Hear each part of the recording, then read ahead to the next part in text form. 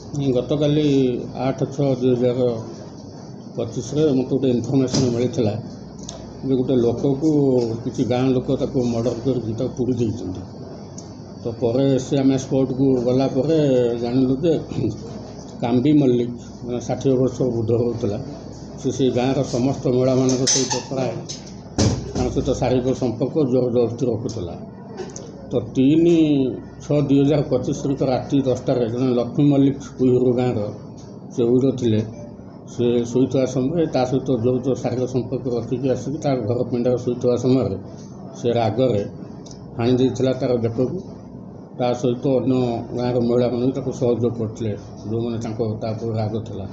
ସେଠି ମାରି ସାରିଲା ପରେ ସ୍ଥାନୀୟ ୱାର୍ଡ଼ ମେମ୍ବରଙ୍କ ପଚାରିଲା ପରେ ସେମାନେ ନେଇକି ଡେଡ୍ ବଡିଟାକୁ ଡିସ୍ପୋଜ୍ କରିଦେଇଥିଲେ କିରୋସିନି ପେଟ୍ରୋଲ ଢାଳିକି କୁଇହୁରୁ ଗାଁର 2 କିଲୋମିଟର ଆଗକୁ ଜଙ୍ଗଲ ଭିତରେ ଗୋଟେ ଆମ୍ବ ଗଛ ତଳେ ପୋଡ଼ିକି ନଷ୍ଟ କରିଦେଇଥିଲେ। ଏ ବିଷୟରେ ଆମେ 10 ଜଣଙ୍କୁ ଗିରଫ କରିଛୁ। 8 ଜଣ ମହିଳା 2 ଜଣ ପୁରୁଷ ଲୋକଙ୍କୁ ଧରିଛୁ। ଅନ୍ୟମାନଙ୍କର ସମ୍ପତ୍ତିଟା ଏବେ ତଦନ୍ତ ପରିସରଭୁକ୍ତ ଅଛି।